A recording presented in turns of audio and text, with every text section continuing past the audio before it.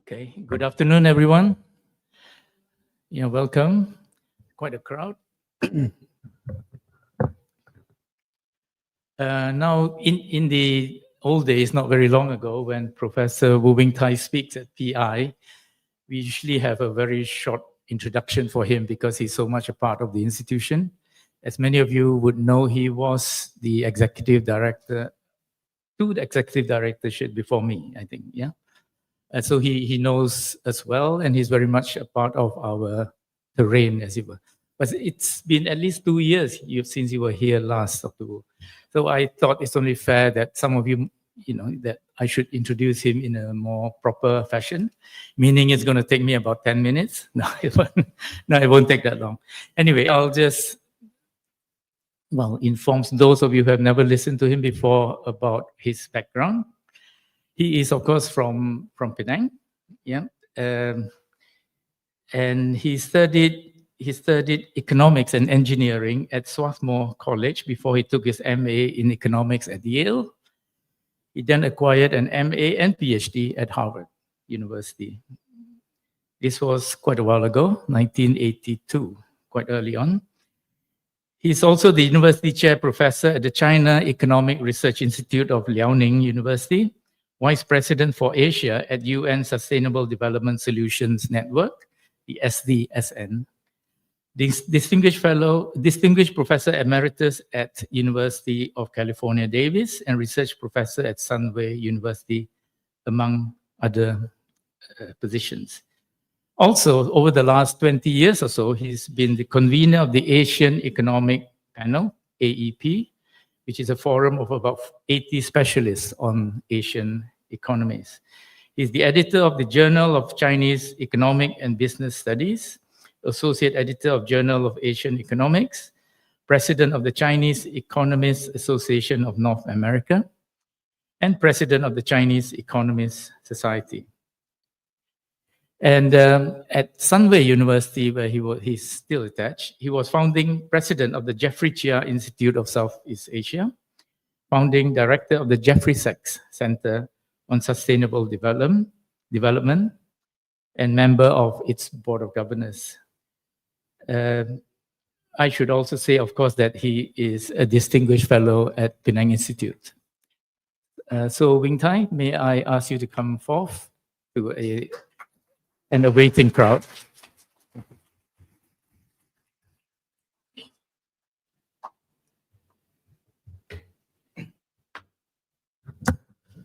Good afternoon. Thank you for coming on a Wednesday afternoon to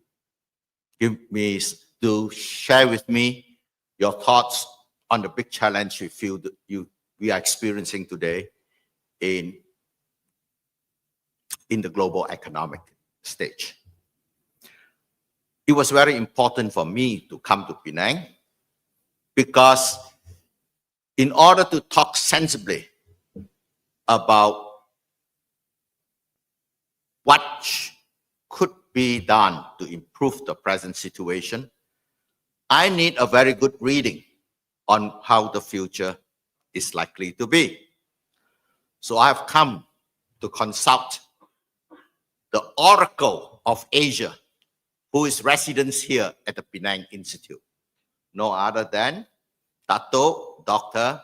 Wee Ki Bing, who was former Deputy Director of the Institute for Southeast Asian Studies in Singapore. Is this mic the right? Let me sit down. Largely because, is it on? Hello?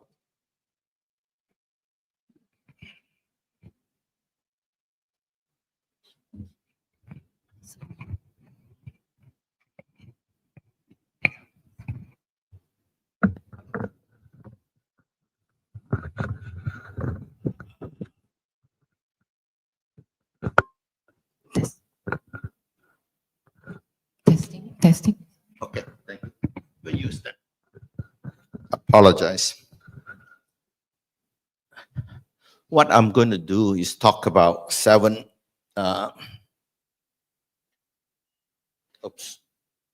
Well, I'm truly a man before my time.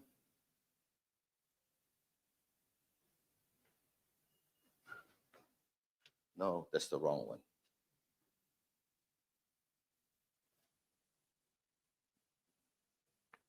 Thank you. This is a brief outline of the 7 topics that I'll talk about, which I hope that to leave time for discussion, we'll do it in 45 minutes. Well, you all have seen this famous list in newspapers. On April the 2nd, the global architecture system was smashed. What's the global architecture system? At basic is the WTO, where the central feature is what is called most favored nation status. Most favored in the sense of whatever tax you charge on a foreign import from a particular country, that might be the same tax you apply to every other member of WTO. In other words, it doesn't matter which the country is. If you put a tax on one, you got to put a tax on all. That's what most favored nation status means. Basically, it means non-discrimination in trade. But instead, what we see now is that Donald Trump has imposed country-specific tariffs, violating the very basic idea of equal treatment for all. If this was announced a day earlier, everyone would have thought that it was an April Fool's joke. But this was on April the 2nd. The announcement is on the 6th of April, 10% tariff would be applied immediately to everybody. And at midnight, the midnight between the 8th and the 9th, this list of tariffs would come into effect. That announcement led to, number one, a spiking of US interest rates, which meant that people were selling US bonds that they were holding. And what were they doing with the funds that they have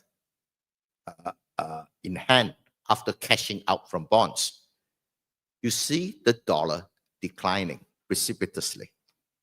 That decline of the dollar means that people were selling US Treasury bonds and taking it out of the country, basically running away from the dollar, which is one of the very few times in global history that you see it. If you all remember what happened in 2008, in 2008, when Lehman Brothers went under, the interest rates started running up. And what happened? Whenever there's a global shock, regardless of the origin, people see the US as the safe haven and send their money to the United States. So here in 2008, when the explosion had occurred in the US, people rushed to send their money into the US to keep it safe. This is the first time that people are running away from the United States. Donald Trump is certainly no fool, despite that deprecating description of him as a Saint Upit. But he saw the negative consequences. And within a few hours, he said he would pause all these tariffs for 90 days. We all know that. He would pause the tariffs for everybody except for China. In other words, it makes it very clear that there was really no general principle that was behind him when he put on all these tariffs. The real target was China. And now, when he saw that the cost of the trade war being so destructive to the US itself, he just removed the tariffs against the other countries. Because after all, China is the target all along. This this development confirms a change in the US political landscape since 2015 at least.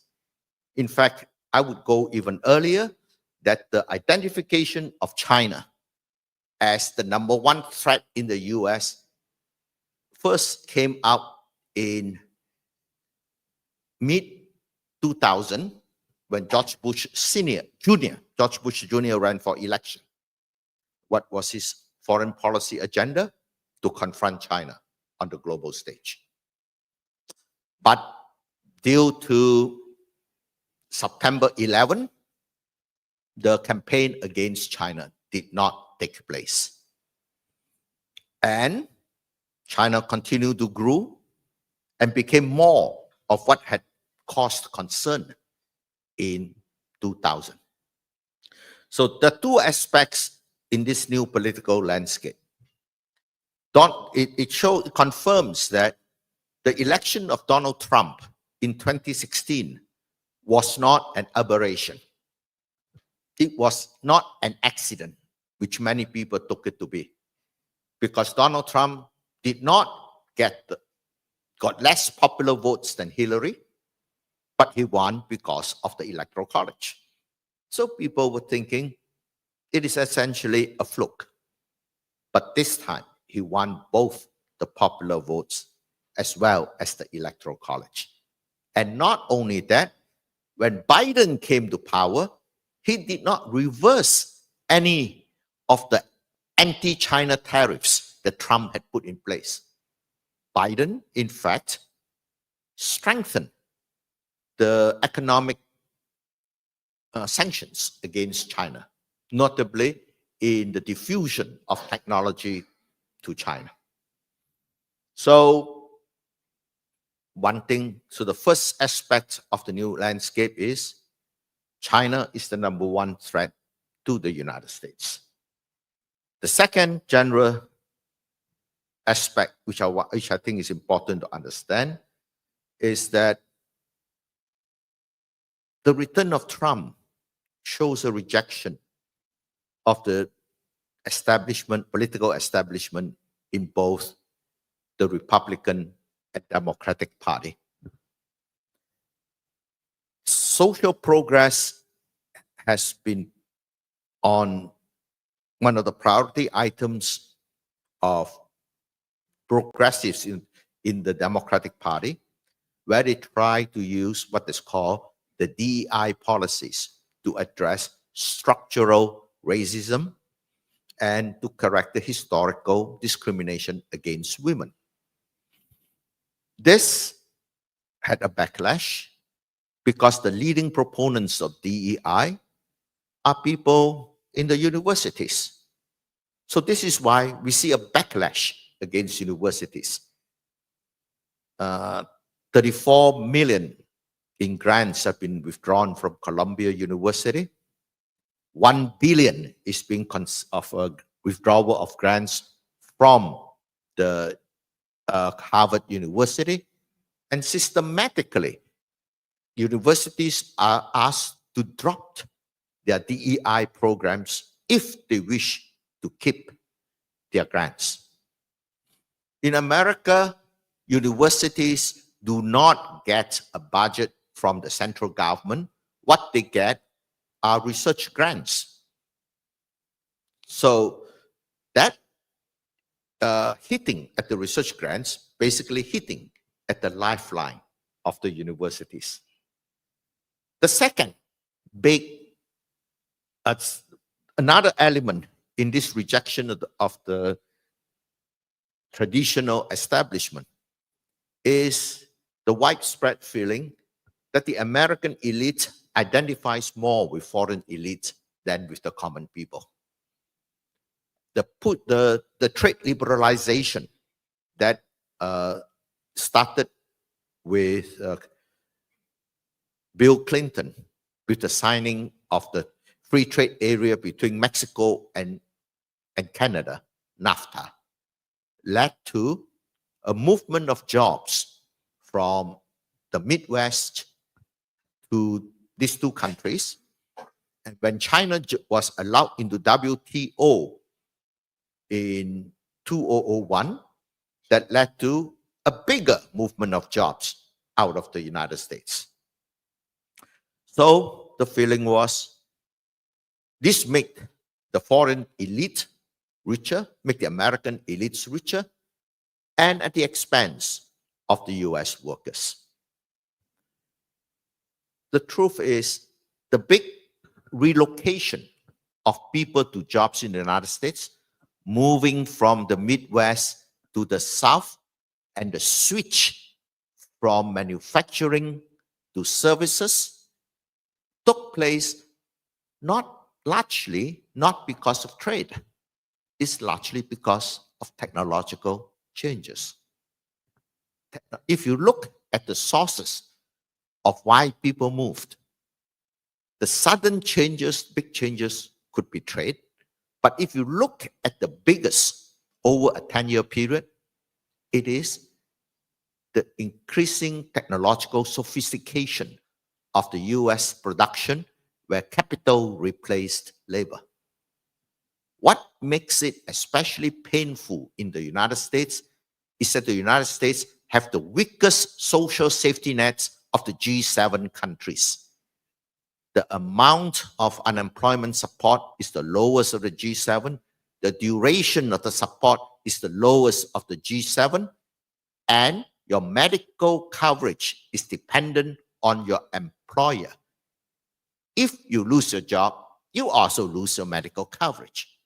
Because of the weak social safety nets, America finds it very hard to take technological shocks or trade shocks that requires people to change their job. All countries with very vigorous trading system in the European Union have very strong social safety nets. Why? Because people need to change their jobs quite frequently. And if they need to change their jobs frequently, we will set up job training programs for them. And the other thing is, it's too hard to train a 45-year-old person to become a computer programmer anymore. So you basically feed him until he dies, but you got to set up good education programs so that his children would be able to work in the high-tech region. The United States, unfortunately, does not have the same ethos towards displaced workers. So that is this rejection of globalization, mistakenly, even though most of it is because of technological changes. The reason that Trump withdrew from TPP the moment he came to office in 2016 was because the United States could not afford any displacement of labor without causing a backlash in the labor movement. That's the primary reason for moving out of TPP. The third thing has to do with the widespread selling of the message that the government exists for the benefits of the bureaucrats. We all point out to welfare, the US Fox News in particular likes to point out to welfare cheats, point out about programs that don't work. And it is seen as a program of not being effective. So what's the response to an ineffective program? So we cut money to it so that to somehow, that miraculously, by cutting its budget, it becomes more effective. It's just like they feel that the IRS is not collecting enough taxes, so they cut the budget to the IRS by 50%. How are you going to collect more taxes if you reduce the number of tax collectors? Basically, people are not thinking, it's reacting out of emotionalism. So there's this anarchistic feeling of that the government is not needed. But part of this thinking has morphed into anti-intellectualism, which is why we have the anti-science attitude of climate change is fake science. Climate change is a religion. It's an opinion. I find it very hard to believe other than that the anti-intellectual strand has captured the Republican Party. Now let's get to some of the recent actions by Donald Trump. I think it would be a mistake to think that there is a deep strategy or a deep pattern behind some of the things he has done. It happens to be on his mind that morning, and he reacts. And if the backlash occurs, then he just walks it back and say, "Oh, I was joking." It's like the whole thing with the reciprocal tax tariffs. So let us not try to see deep patterns in his use of instruments, but we do recognize the two objectives. One objective is to confront China. And the other objective is to cater to this emotionalism about the elites are not our friends. They have betrayed us. These are the two driving forces. And the policies that he has put in place are randomly selected to somehow hit these two targets. Let me now talk specifically on how China policy making has been in the United States historically and what it is now. You can identify three groups of people in the making of China policy. One group, which is always in support of isolating China and confronting it, are the anti-communist, ideological enemies of communism. You have got industries that compete against Chinese goods.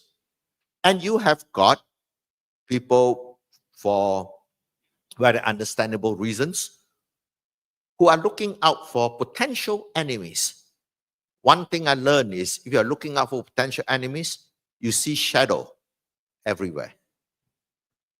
And the idea is, if a war is inevitable, then the sooner we fight that war, the better.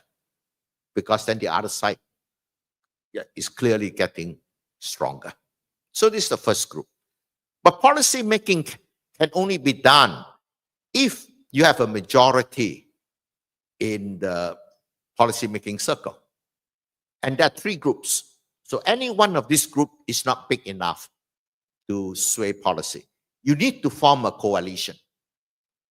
Group number two would be the biggest companies in the US, high tech and high finance. The strongest voices in support of China's entry into WTO used to be Mark Zuckerberg, Google, Goldman Sachs, Citibank, all the big boys. Because why? Because they recognize that profit maximization requires market maximization. And China is just too big, and China is growing. It's going to become an even bigger market. And even though the American banks would know that the Chinese would not let them in immediately, they're willing to wait, because the WTO agreement that was agreed in November 1999 between Pasevsky and Long Yong-tu was within 5 years of joining WTO, American banks would get national treatment. They would just operate like Chinese banks. And they were very confident. We can wait 5 years and we'll come and eat them up. The third group is the Henry Kissinger School. The Henry Kissinger School can be summarized in the following phrase. Traditionally, people think that rising power will fight with the existing power because existing power feels insecure. The word that the term that the fancy term that's used to describe it is called the Thucydides trap. Kissinger said it's so irrational to fight, and in this nuclear age, if we fight, there will only be cockroaches left. So what's the rational thing to do?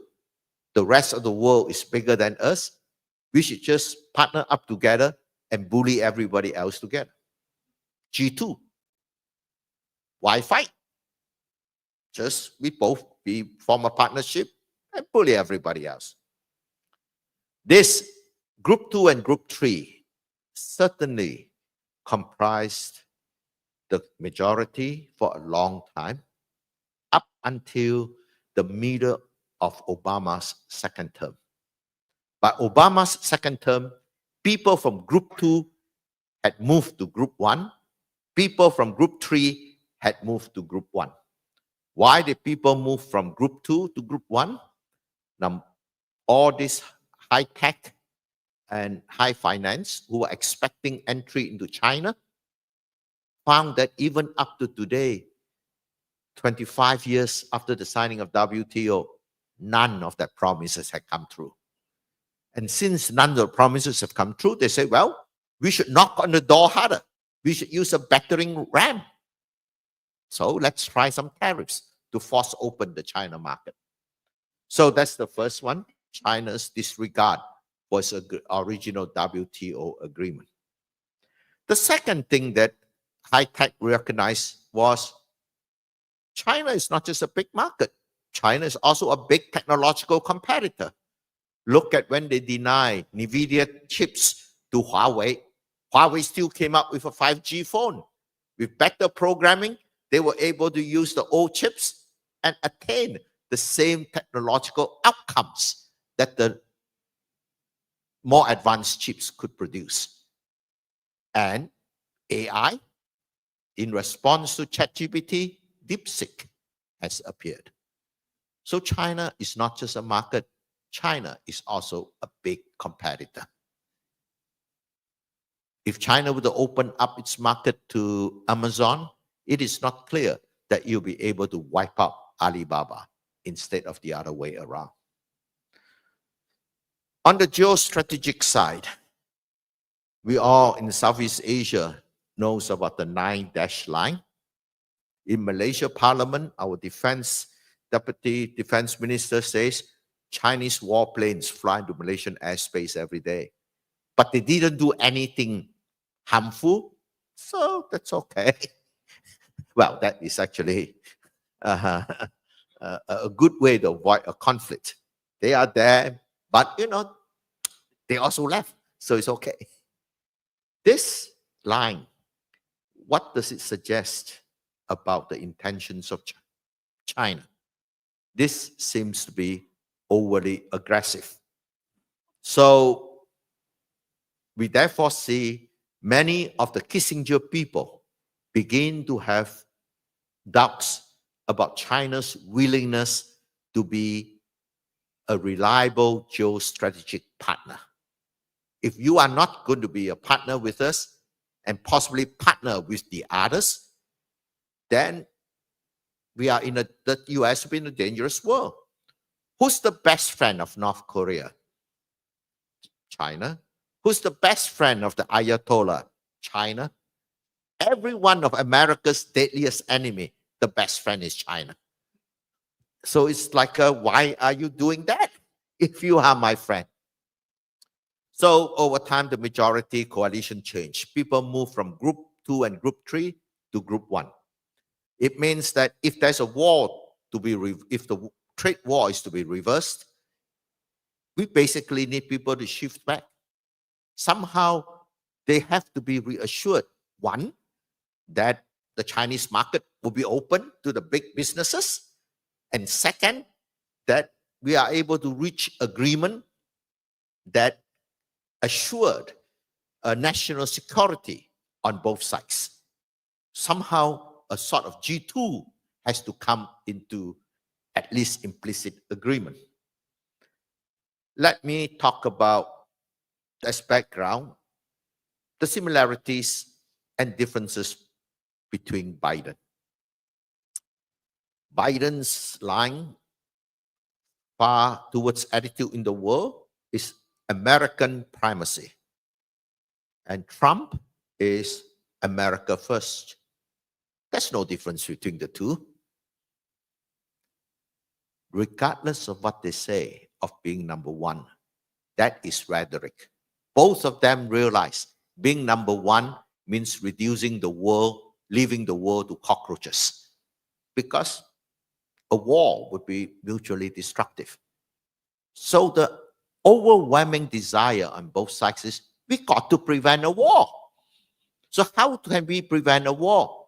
One way is we will have to come to agreement which part of the world is yours and which part of the world is mine. That's what we have to settle. Once we have settled, each of us with our zones of influence, you do what you do there and I do what I do here, and we have agreement to keep our rockets at a far enough distance from each other, that would be able, just a repeat of the arrangement in the Soviet Union. So what we see now is a defensive action by both countries to expand the sphere of influence, because they will have to come down to a day of agreeing on what the sphere is. But since we haven't agreed, they are both raising to expand the size of the their spheres of influence. That's why Donald Trump talks about Canada should be the 51st state, Panama should return to the US, and Gaza, yeah, good holiday resorts, and Greenland, right on where the melting snows are, we should have it. Basically, it is to expand its sphere of influence. And China, you could see it in defense. It is actually defense. The 9-dash line, the Belt Road Initiative, where they expand into Central Asia. So that is what is going on now is that there is a race between both countries to build the sphere of influence. And if you want to build a sphere of influence, you have to have weapons to win friends and influence people. One proven way to win friends and influence people is to pay them. And how do you pay them? If you are my friend, you have lower tariffs. I'll impose lower tariff on you. If you're on the other side, higher tariffs on you. That would be one natural way to be able to keep members inside your sphere of influence. The United States, to maximize its sphere of influence, is the reason why it tries to push NATO membership upon Ukraine. And unfortunately, that met with a pushback by Russia. And not only that, Russia and China now has agreed to form what Xi Jinping has said, a limitless partnership. And the other thing is, the US advantage is it has got lots of military allies around the world. The US has 800 military bases around the world. So it wants to consolidate its military alliance into a common confrontation with China. This is why in 2023, there was a proposal. We set up a NATO office in Tokyo. The waters of the Atlantic will now flow into the Pacific. The Japanese agreed. Then the Japanese realized this is needless provocation. After all, the US already has 120 military bases in Japan. So we have enough to confront any Chinese action. So the Japanese pull out, and that's why the NATO office is not established today. So the pivot to Asia that was announced by Hillary Clinton at the end of 2015 was to move US military assets from the Atlantic to the Pacific. But because of the Russia phobia of the Europeans resisted the movement of US assets out of the Atlantic area. So that went very slow. So what has Donald Trump done? Donald Trump has shown that Europe has no choice but to be a US ally. So that's why he willingly switched sides from Zelensky to Putin. because the Europeans would come up with the military support that is needed for Ukraine, because the Europeans have enough money to do so. And the other thing is, by doing so, he hopes to weaken the China-Russia alliance. So Trump also knows that if there's any Russian action against the Western Europeans will need the US help. And since they cannot do without the US, you can afford to insult them and they'll still be on your side. So that's why he's taken it for granted, which I think is a mistake, actually. You cannot just assume that you can spit someone in the face and they would continue to be on your side, especially if they face new alternatives to the US. We'll talk about if any new alternatives to them will appear in the future. Because he is now moving military assets to the Pacific, having insulted the Western allies, he will now be especially nice to Korea and Japan, because they will be right on the front line. And all of a sudden, Taiwan has taken on a different significance in US calculation. So if there is a clash to happen between the US and China, it will not be over Taiwan. It will not be over North Korea. It will be right here in Southeast Asia, because this is where a war can be fought without the US and China directly confronting each other. It'll be through proxies. One part of Southeast Asia fighting another part of Southeast Asia. That is, unfortunately, the greater danger of Southeast Asia. But the big difference is Trump is now able to move military assets to the Pacific that Biden had not been able to do. Same goals, but one person is doing it, and the other person, other friendship, could not have done. Now let me talk about what most of you come from, which is the economic cost. Oops, where's my watch? How much time have I got left? Oh, sorry.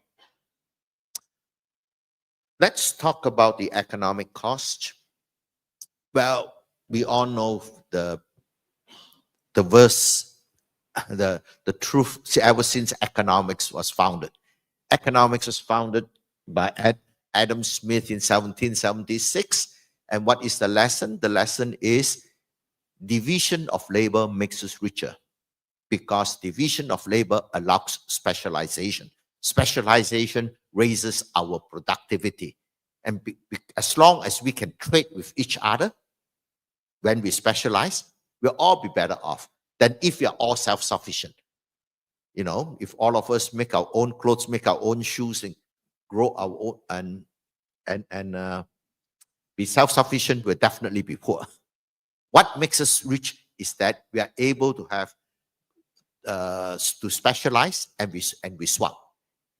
And the degree of the depth of specialization depends on the size of the market. The larger the market, the more specialized things will become.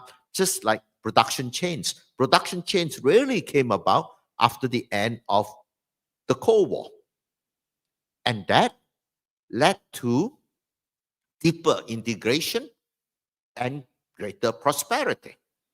So maximization of the world market is the key to wealth maximization. Globalization is good, if that's one phrase to say. But it's very interesting. Adam Smith wrote that in his book. That's what the impression we get. Globalization is good for you and me. But in the second half of the book, he says, looking back for the last 300 years, that means looking back in 1776, what I just say, that globalization is good, has turned out to be exactly the opposite. Because when was the first globalization? The first globalization was when America was discovered in 1492 And when they realized that the Americas was not China or India, they went back to looking for a route through around Africa. That was achieved in 1498. They reached China, and which was the end of the Silk Route and the decline of the Middle Eastern economic prosperity. Basically, goods no longer flow through there. They just went by sea. But what happened? As he say, Adam Smith's exact words, all kinds of unspeakable crimes were committed against the denizens of the newfound lands. India became a colony. In the name of free trade, opium was pressed upon China. So he said, it has been miserable for the last 300 years, globalization. But he said, this misery is temporary because people will learn with their eyes the technology and the social organization of their oppressors. They learn, and over time, they will be militarily equal to their present oppressors. And when that occurs, normal trade can take place. Normal trade could not take place in the past because what happened was, why should I trade with you? I just grab it from you. I just take it. Why should I give you anything in return? That was because of unequal technological power, which translated into unequal military power. So he said, don't worry, thanks to the trade itself, diffusion of technology would grow and there'll be equality. So the real gains to trade is not what they teach in the textbook, producer surplus, consumer surplus, deadweight loss, all these static triangles we teach in the textbook. It is the diffusion of technology. That's the biggest drivers of progress in the poorer countries. So to summarize that, you could say, to be pedantic, trade is good because the new outcome is better than the old outcome, but the movement from the old outcome to the new outcome can be a very painful one. 100 years of national humiliation for the Chinese. And they said, if successful catching up comes about, this is where Adam Smith did not go into. Successful catching up, when it occurs, means three things. One is the rising power meets the existing power. Who is going to be the chairman of the board? Who is going to make the rules of the world? The third one, which is very important, is what I call the tragedy of the commons. What that could be safely done by an individual cannot be safely done if everyone does it. If one person has a gas guzzler, the amount of CO2 he emits would be insignificant. But if all of us have got 3 or 4 gas guzzlers, then CO2 would just wipe us out. And it definitely affects the food chain. And when the food chain is damaged, we will be the cockroaches that will be left. So this is the real big challenges we face with catching up by China. The catching up by Japan was important, but Japan at its maximum, was only 20% of US GDP. So Japan was never really big enough to challenge the US ever, despite all what we read in Japan as number one.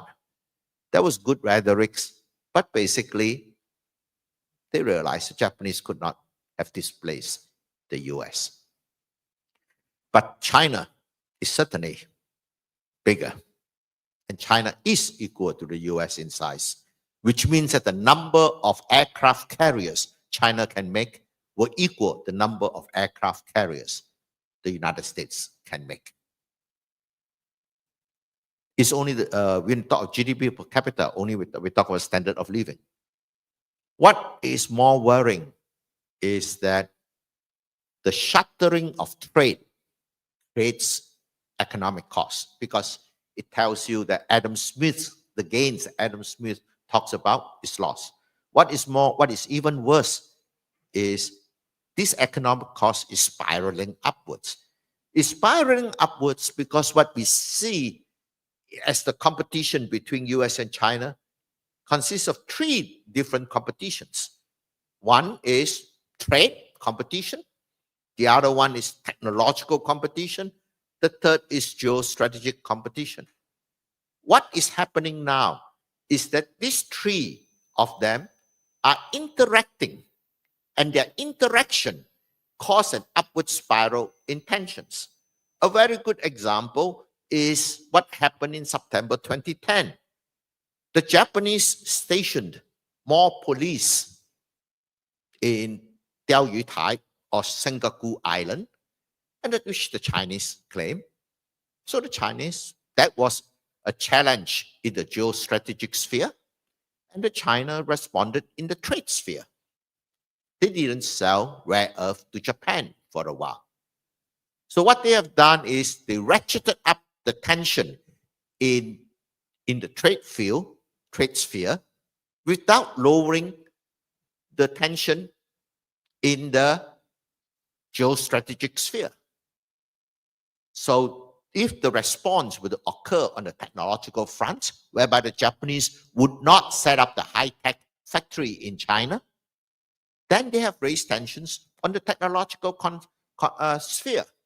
Basically, that action in one sphere caused tensions to go up in the other spheres because of retaliation. So this particular aspect is very worrisome. Life, everything is connected. You insult me on this front, I get you back on the other front. But it didn't reduce the contradiction on any one of the fronts. So this is why we have this alphabet soup of military alliances that have been strengthened and newly appeared in the region. I want to bring your attention to AUKUS in general. The United Kingdom has returned to Southeast Asia. The United Kingdom is going to help give the technology to Australia to make nuclear submarines to put at the bottom of the South China Sea to possibly deter Chinese presence. Do you think the Chinese will not also want to put their nuclear submarines there too? Basically, we don't want any of them there. You are welcome to pass through, but please don't stay. But what we see is a tit for tat of expansion of military alliances. This is very worrisome. The best solution is if the two of them could come to an agreement what the sphere of influence is, and then what happened after Kennedy withdrew after Russia withdrew its missiles from Cuba in 1962. The US withdrew its missiles from Turkey. And what happened is we need an agreement like that, where each country feels safe about the capability of the other side. Basically, we want a situation that if you attack me first, you are unable to be guaranteed that you will win the war. That is safety. It's just like Pearl Harbor. You can attack me first, but that doesn't guarantee you'll win in the end. We need arms limitation talks. But arms limitation talks is not going to be able to be done when you got this low trust that exists in the world today. When there's low trust, you cannot negotiate anything. Technological agreements, geostrategic agreements. So what happens when there is low trust? I presume when there's low trust in a marriage or a potential wedding, a third person has to come in. And the third person, if I'm a volunteer, would be our humble self. or our humbug self if we turn out not to be able to do the job.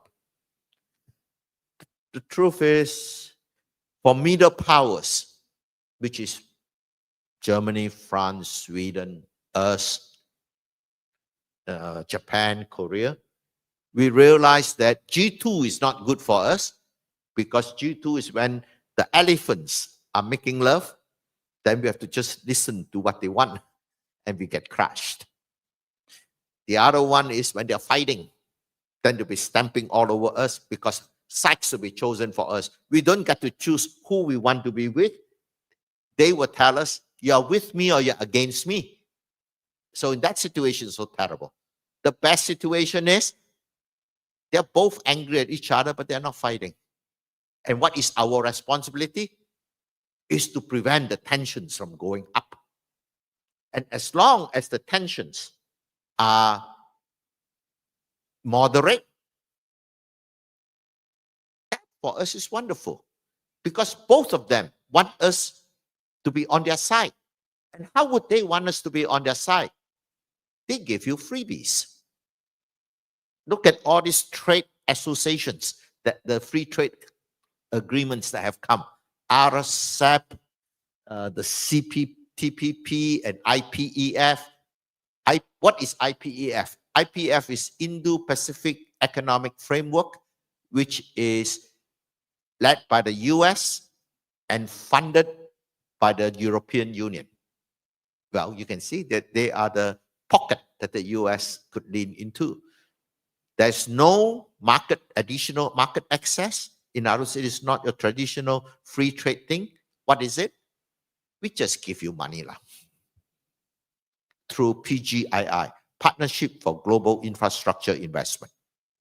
That's China has given 1 billion to BRI. The first tranche of IPEF is 600 billion. So there's more coming. So this is pretty good when tensions is moderate. Freebies flow in. But it will be naive to think that these freebies can continue without conditions appearing at some point. We have to realize that you really don't want to be in a sphere of influence, because then we are the pawns. And being the pawns, we are the ones that will be involved in any proxy confrontation. And of course, the worst kind of proxy confrontation is when it is between two groups in the same country, like Maidan in Ukraine, where one group in a country fight against another group in the same country. So we don't want to be, and if you are a member of a sphere of influence, your market is limited to fellow members in the sphere.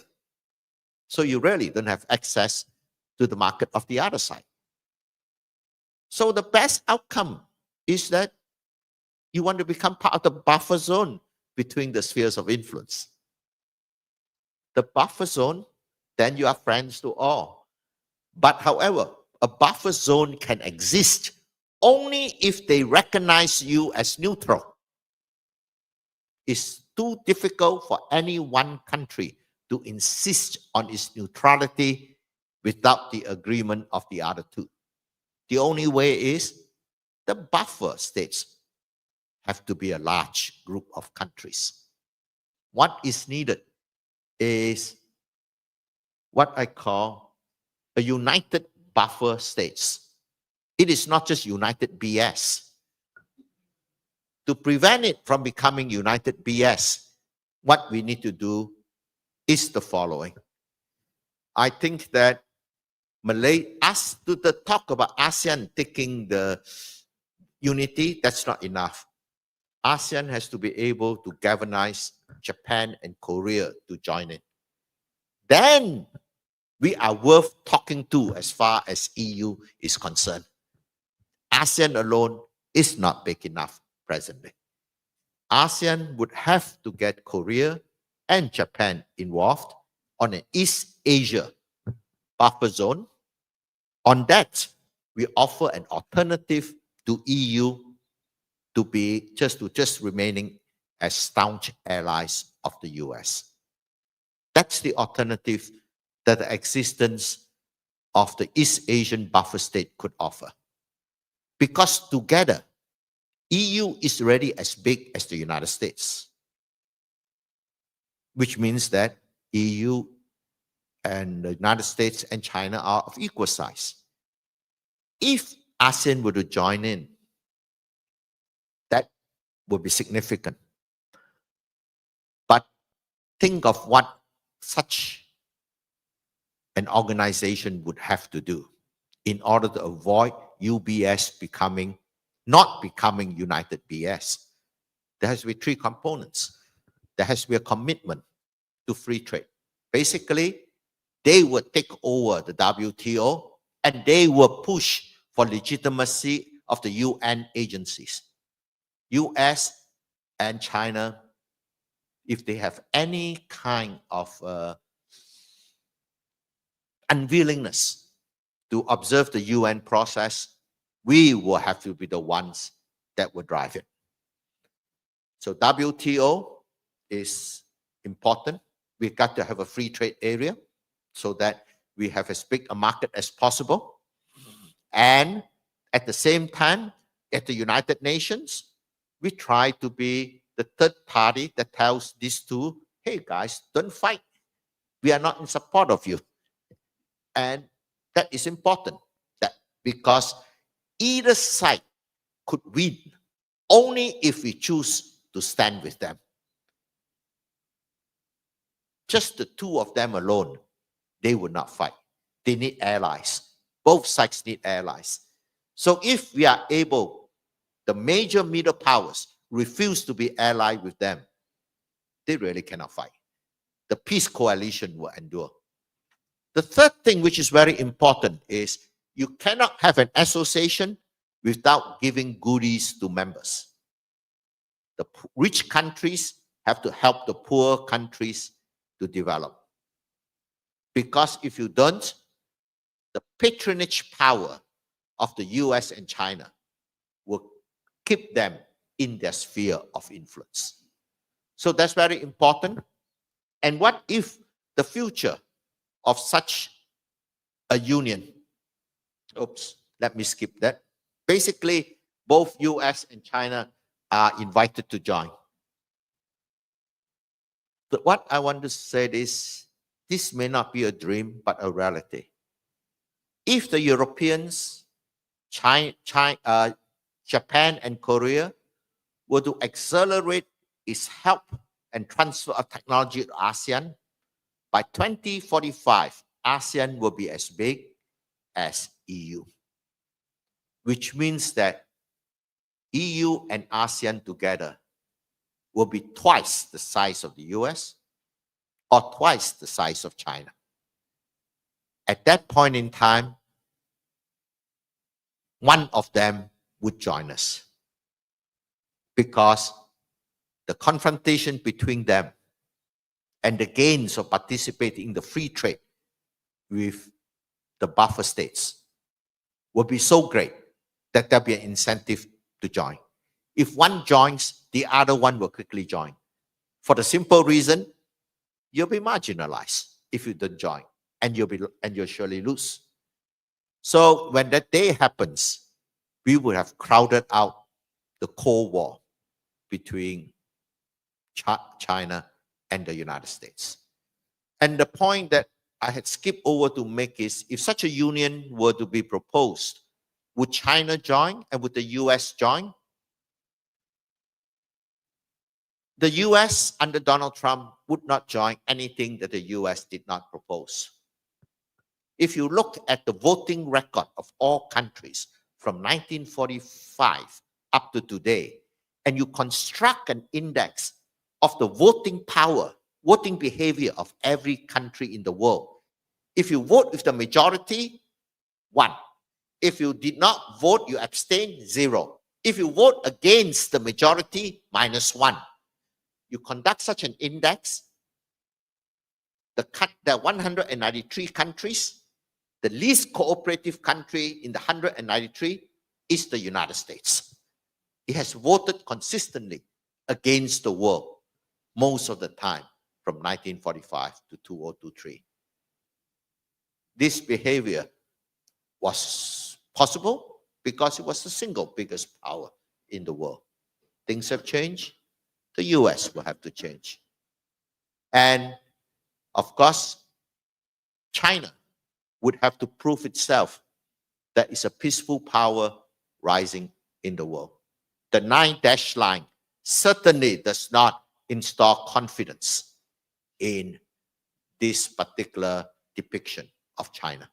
China has to be geostrategic magnanimous. Basically, saying the 9 dash line was a suggestion and help and strengthening its economic assistance to the rest of the world. So this is less a dream than I think that the middle powers has an obligation to play in the world today to restore free trade and to ensure global peace. Thank you very much.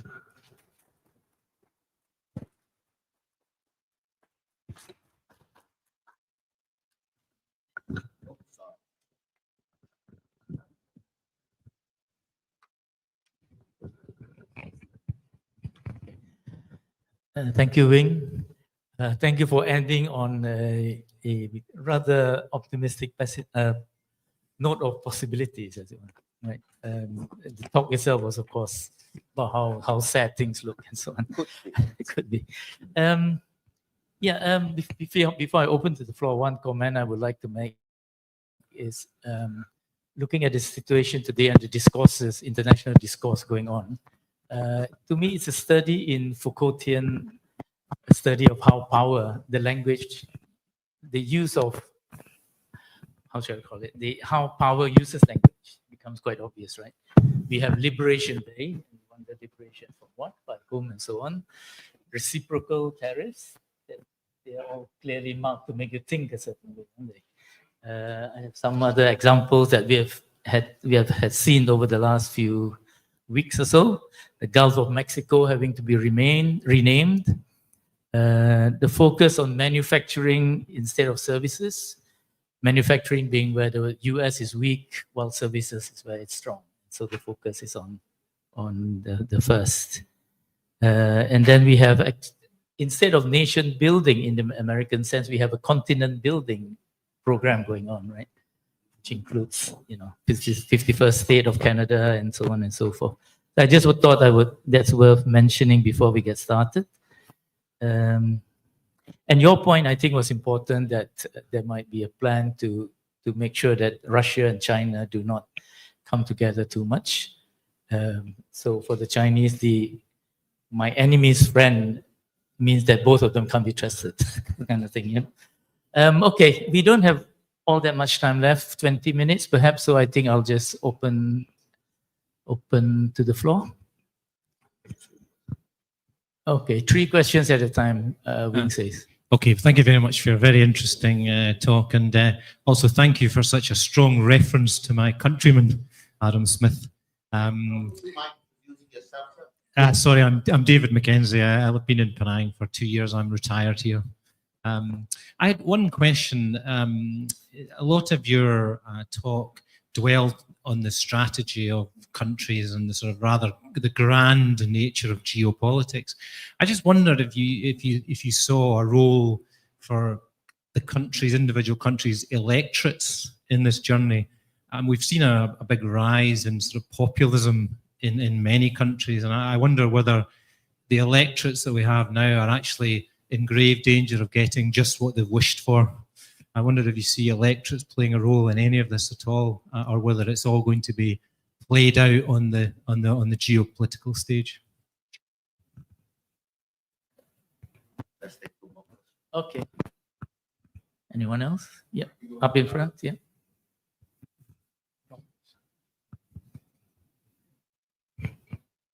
Yeah. No. Should I just go? Okay, if the stream is fine. My name is Muda. I am from Batu Fringi. Hello. There it is. My name is Muda. I am from Batu Pringgi, Penang, but I also grew up on the other side of the world. I grew up actually in California, University California Davis. My father was over there in the 80s. So was I. So I consider myself both a Penangite and an American. So I've been spending a lot of my life bridging these two different worlds. I've run retail stores in California. I built service companies in Connecticut, where you went to Yale. I've been operating business in New York City, Massachusetts, and over the years, I've employed more than 5,000 Americans. And today, my head office is in West Hampton Beach, Long Island, New York. I've seen America. Yeah, so my question is, I just wanted to make this really quick, is that the real betrayal is not coming from Beijing. It's coming in New York, Seattle, and Americans don't hate China. They hate that they have no choice to buy from it. There's no choice but to buy from China. The anger we see is not about race. It's not about culture. It's not about gut. It's just about that Americans' economy sovereignty was sold out by the very corporation that the people trusted to protect it. You know, these people, Warren Buffett, Bill Gates, Apple, Nike, Walmart, the Home Depot, they just accept Chinese dominance. They celebrate it. They shifted all the manufacturing out to overseas. They prioritize shareholder profits over national resilience. They chose dividends over dignity. You know, they've taken over the entire industry that was in the West and really moved it out. So now you can go to any stores in the United States. It will be impossible to find anything that was not made in China. Every single shelf is filled with made in China product. And I think this is where really it's coming from. The corporation really had gaslit the public. They told Americans this is all inevitable and that the globalization was for everyone and cheaper product was worth the price to losing all of this. So that's all I think. What do you say on that? I think this is really what the sentiment is in the United States and most Americans feel. And that's why Donald Trump really is the answer. Okay. Third question. Third question, one more. And we can go into the discussion. Okay. I'm sorry, I didn't catch your name, the first person. Did you say you're from Germany? Oh, okay. Oh, Scotland is not part of the UK. That's a good development. It's Scotsit. Scotsit. Yeah. I think the backlash you see in Germany, the rise of the alternative for Deutschland, and the rise of Marine Le Pen, is all riding on the same reaction against the greater instability of lives caused by the accelerated technological changes that the world is experiencing. Just think of how easy it is now to take a Grab. Life is so convenient, but they are all going to be displaced by self-driving taxis. What's going to happen to these people? Do we need self-driving taxis such that to kick these people out of work? This has always been a very difficult question in life. What shall we do to the candlestick maker who was displaced by electricity? What do we do with the people who make horsewhips who were displaced by the automobile?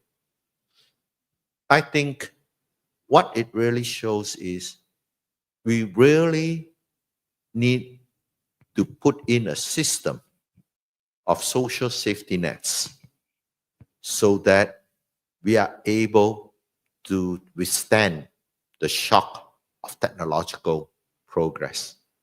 Just think of the painful times that people talk about the Industrial Revolution that led to the rise of the socialist movement and the communist ideology. They were backlash against the pains of a traditional life being being disturbed. People had to forego traditional life in the city to move in the countryside to the city, and together with the job uncertainties that come with it. The mental stability that one is used to no longer exists. So it calls into question of, have I been betrayed by the state? And this is why it's very important to respond to this acceleration of technological changes, which we should not naively think would always end up being a positive development in the long run. For example, AI. AI raises challenges about whether we could end up in a situation like the movie The Road Warrior.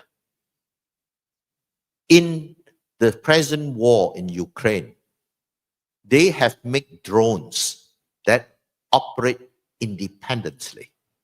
The drones are programmed to be able to recognize certain patterns as movement of the enemy and shoot without referring to home base or referring to any human adjudication.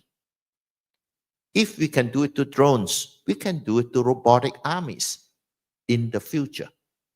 And if the robotic army is told that its chief job is to protect our physical safety, then the best solution is to lock all of us up. Then we are safe. We would not be fighting with each other, and we would not be run over by automobiles. I think we now face a bigger danger, of two kinds of because of technological change. One is, how do we design a social safety net so that the losers are not left to just stew in their own juices? On the question of Donald Trump, as I've said, there is a backlash against the elite. The elite is seen as forming a coalition at the expense of the average person. And this is a failure, again, of social safety nets. We are so concerned about blunting the work incentive such that we do not become even more generous. And we have been led into thinking the state is our enemy. We've got to destroy the state. IRS is inefficient. So to make sure it is more efficient, we cut the budget to IRS by 50%. We are in a very bad spot. People are listening to easy solutions that are simply not true. And of course, the main reason Donald Trump was elected is because the richest people in America think that they're going to get a tax cut, and that tax cut will be paid for by tariffs collected on the poor people. They have just put in a charlatan who will make them worse off than the solution. No one, I don't think they believed that he'll be doing what he did. They thought in the first Trump administration, it was not so bad. It didn't have all these tariffs, and there was no across-the-board cuts. They didn't happen in the first term. It was only because Donald Trump did not expect to be elected. And so when he was elected, he had to choose his cabinet members from the existing Republican elite. And the Republican elite strung him from doing his worst impulses. Look at his chief of staff. He wrote a memoir after the Trump first period. What did his memoir say? Donald Trump signed an executive order ordering something absolutely stupid. So when Donald Trump went to the men's room, that guy just took that executive order from his desk and put it in his briefcase and never took it out again. That was an act of rebellion. What else was it? So why do you think Donald Trump this time only elected people with no independent standing? Because without independent standing, they have to depend on a Donald Trump for authority. He's assured of 100% loyalty. No one now will steal any executive order from his desk and not execute it. Basically, he chosen idiots. That's the proven solution for people to listen to you. And unfortunately, it's not that he has got a grand strategy for the world. He knows what the objective is, to confront China, but the instruments he chose are not the best ones to confront China. And the way to confront China is to have serious negotiation on what you see to be. It has legitimate complaints. China signed WTO agreements, which it had systematically not observed. That, of course, has to be addressed. China is not just a victim. It helped to create the situation we have today. And what do grown-up people do? We have to talk.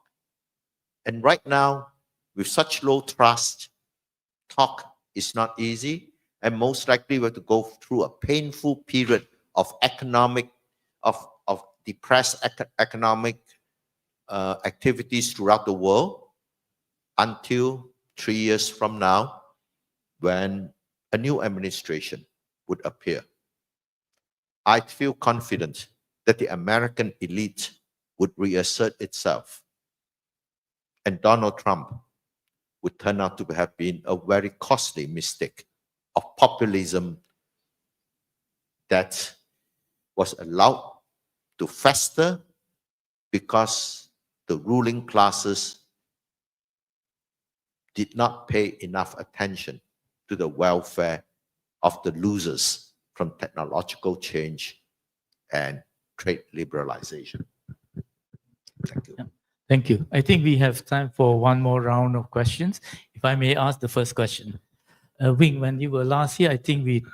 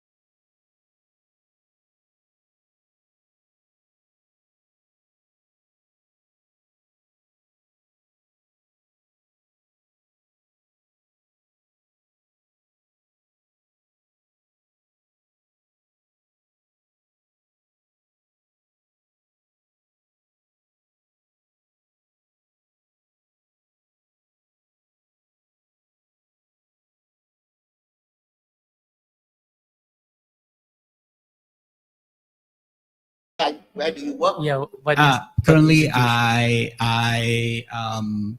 I'm still This work for past freelance. Yeah, Yeah. freelance. Yeah. So just thank you for your talk. You know, it's interesting. Yeah. And in your opinion, what will be the worst outcome for this trade war? Like, will it escalate to the World War III, or if yes, you know, how far from us? You know, how far from there?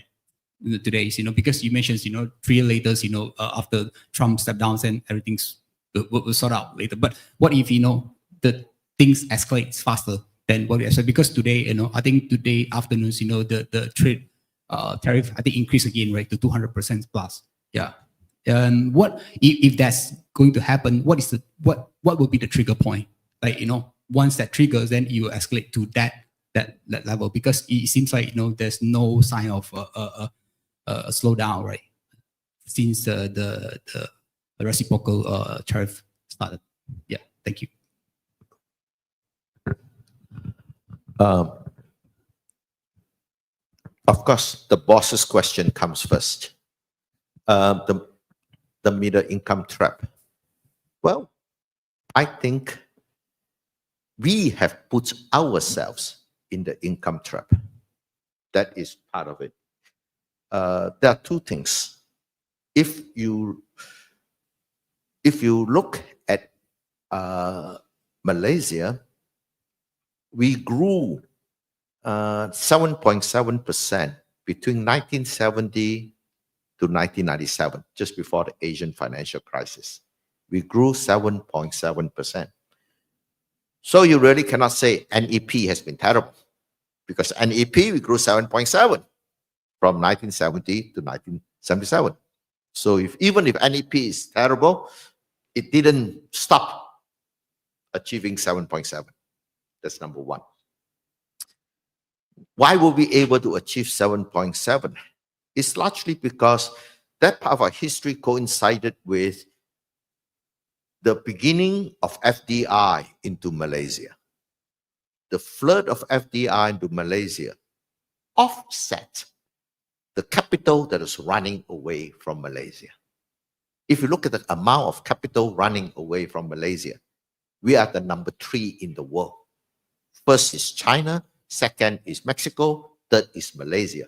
In terms of per capita level, China is $300 per person, Mexico is $525 per person, Malaysia is $2,750 per person.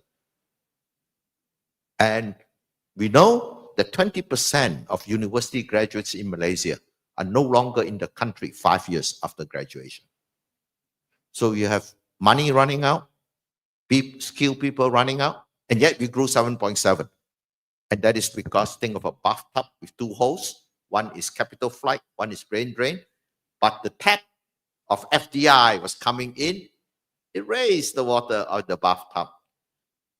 And what happened was China joined WTO in 2001, and the water stopped coming out from the tap and it went to China instead. So that's when our growth rate dived to 4.5 since then on average. But more importantly, that is coming back because of the Cold War. FDI is not going to China, it's coming here. Question: who is going to produce the extra goods that the rest of the world is demanding to be made in Malaysia?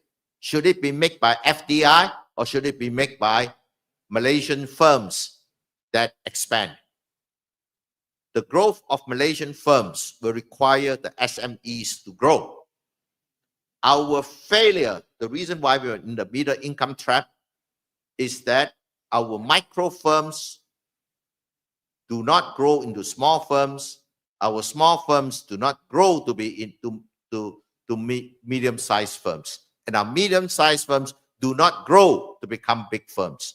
All over the world, if you look at the distribution of firms, the number of small firms exceeds the number of medium-sized firms. The number of medium-sized firms exceeds the size of large firms. In Malaysia, you don't see that.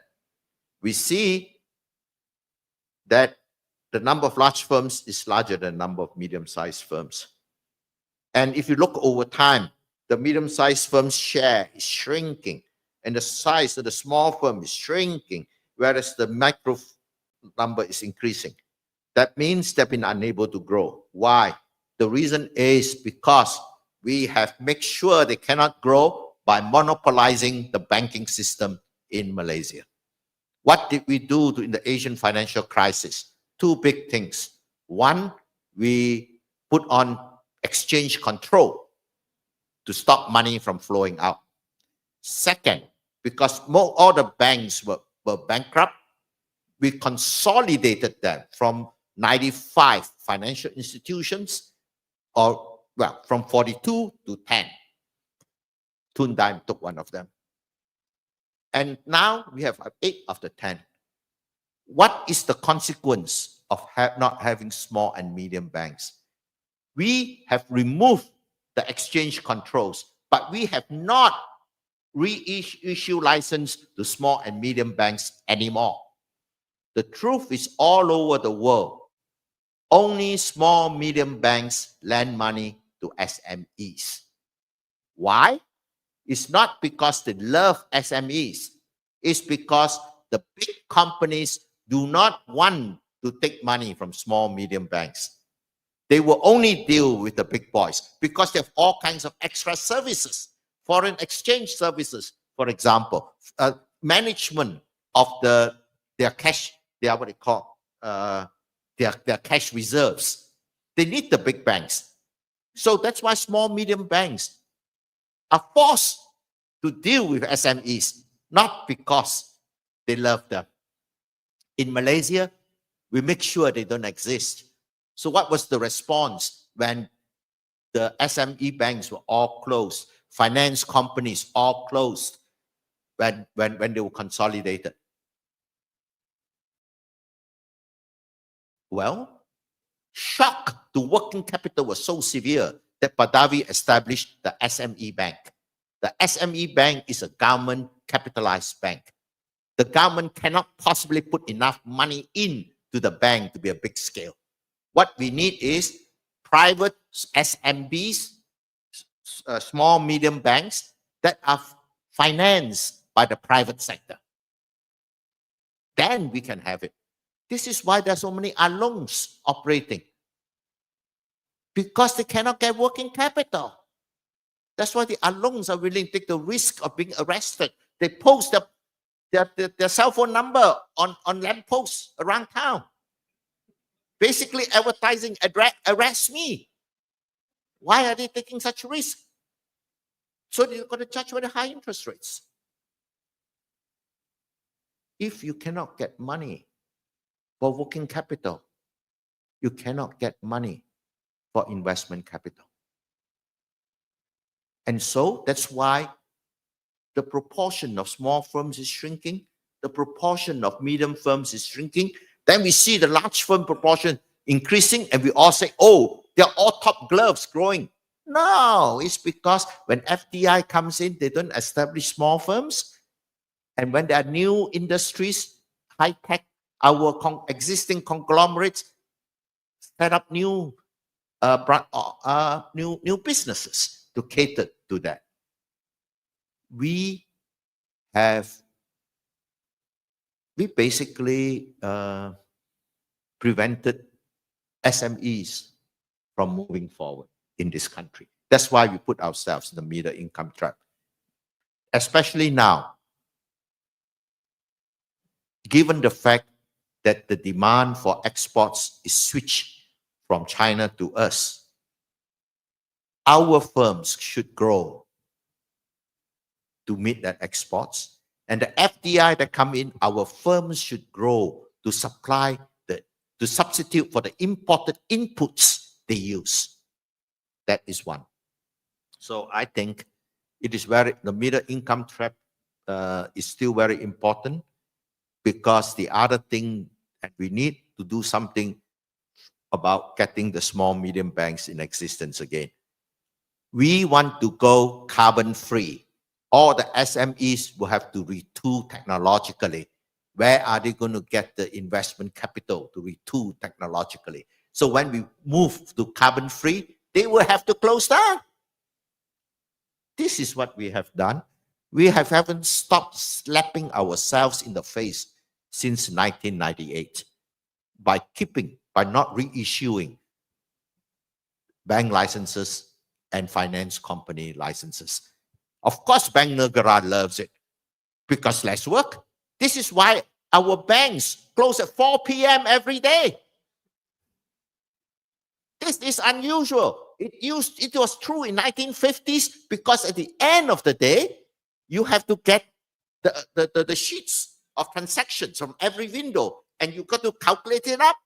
Nowadays, who use this machine to calculate up, tally up things? You push a button, every second it tells you what the state of your balance sheet is like. So why are banks still closing at 4 p.m.? Because most of them are government. The government-owned banks are the largest banks. They set the tone. And the tone is, I'm doing you a service to let you put money in my bank.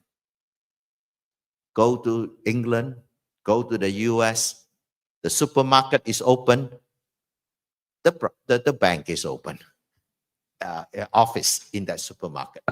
So there are many things that I want to add on.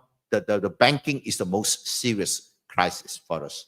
Let's think about the other questions. Sorry. Back to the present crisis. Sorry, what was the second question? Oh, source of confidence.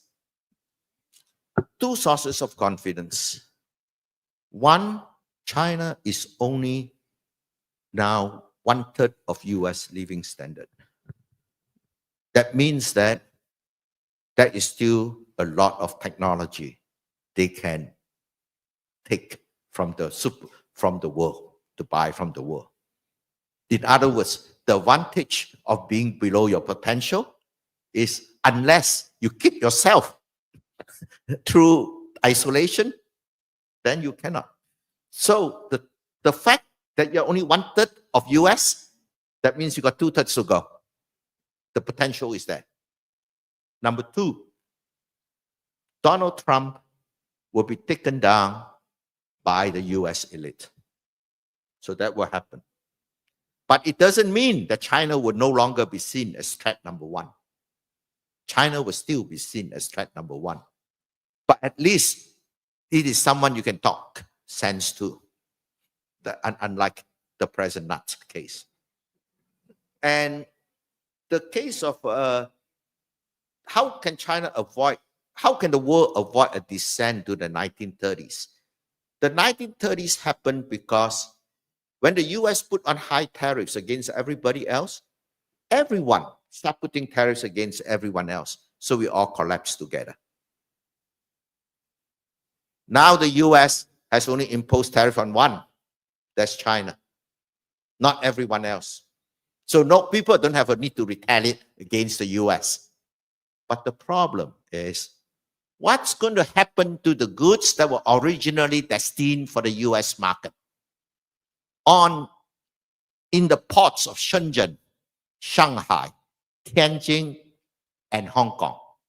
That is piles and piles of goods that were going to go to the US. And they are not going to go to the US. What do they do? You got to keep producing, otherwise the people are out of job. So you do a fire sale on this inventory. And the fire sale is right here. Not right here, but in Europe. So, but if they do that, EU and us are not just going to take this fire sale. We'll put up tariffs against China. That means that every country puts up tariffs against China. China is facing a new Great War of China, walling itself in. So China must resist this fire sale for its own good. Otherwise, it will hurt itself. And how can it resist that flood of goods to Southeast Asia? Number of things it can do: remove all its trade subsidies. The second thing it must do is to jack up domestic consumption. But jacking up domestic consumption means conducting the fire sale in-house. rather than over the other side. Painful. So there are things that China can do to increase consumption. Things like the Chinese population is actually very highly taxed. If you look at government revenue percentage of GDP, they got to cut the VAT taxes. They got to cut their income taxes and basically pay the workers more. And the more important thing, 50% of, around at least 40-50% of China is not staying either in the rural countryside or they are staying in a place where they do not have legal permits, the hukou system. So these people need to be assured that the social safety net is expanded to them. People in the countryside got really terrible health care coverage, no pension, and no facilities. The legal resident in Shanghai used to get a guaranteed pension, guaranteed housing, guaranteed schooling. So China has to promote equality treatment of the rural community. And it should relax the hukou system for the largest coastal cities.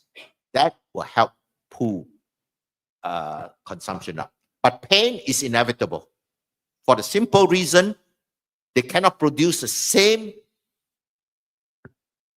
composition of output anymore because that composition of output is meant for the US market. They got to be able to reorientate that.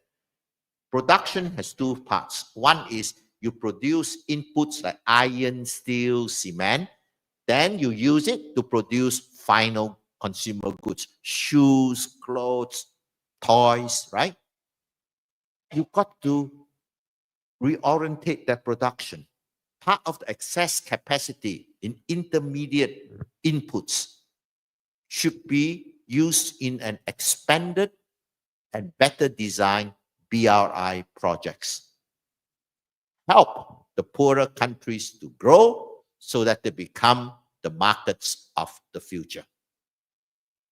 It is to China's advantage to have much richer neighbors, not only in Southeast Asia, but in Africa as well.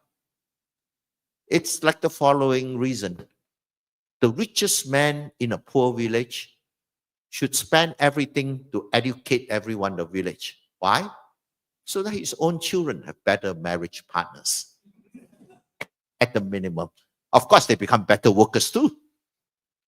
But enlightened self-interest on the part of China will be very important to prevent this descent into the 1930s scenario. The last question on what's the trigger. I think the Oracle of Asia, Hui Qibing, would have a better answer to that. Largely because the rising tension means the trigger could be anything. Just like the rising tension between the Habsburg Empire and the rest of Europe. All you need was some unimportant duke being assassinated and all kinds of things get kicked in. So I don't know what the trigger will be, but it is true the rising tensions brings us closer to confrontation. The rising tensions make people nervous, and nervous people sometimes press the panic button. And in the age of Donald Trump's first term, General Milley told the army, don't do anything without first asking me. Basically, he has rebelled against his own boss. A military commander rebelling against his own boss. That is very punishable. So what has happened? Now he's put somebody there who would press it if he say press it. But it may not be Donald Trump. It might be the North Korean guy. And thanks to the salesmanship of the Pakistani nuclear scientist. I forgot his name. Iraq has the bomb too, and many people. Maybe we should buy one too. It's going cheap. But the truth is, yes, these are dangerous times, but that's all preventable. There's nothing inevitable. We got to use what we are able to as middle powers to form a coalition of rationality against the disintegration of global governance. It is to our advantage to return and strengthen the founding principles of the United Nations so that we can once again, at a future point in time, form a family of nations. Thank you. Thank you, Wing. A lot to digest, I think, especially on a Wednesday afternoon. Thank you so much, Wing, and please come back again soon. Don't wait 2 years. Yeah. Can you all join me in thanking Prof. Wu again Thank you so much. for being very generous with your insights. Really. Yeah. Okay. Thank you all. Thank you all for coming.